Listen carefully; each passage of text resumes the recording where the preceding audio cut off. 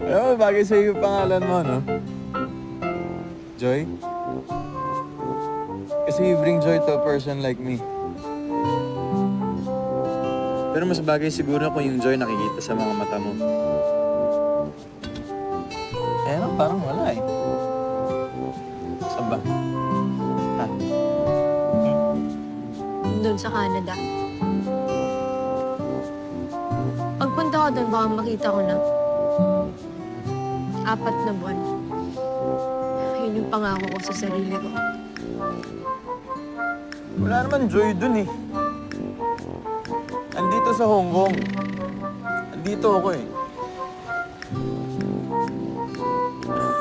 See? Oh, ayan oh.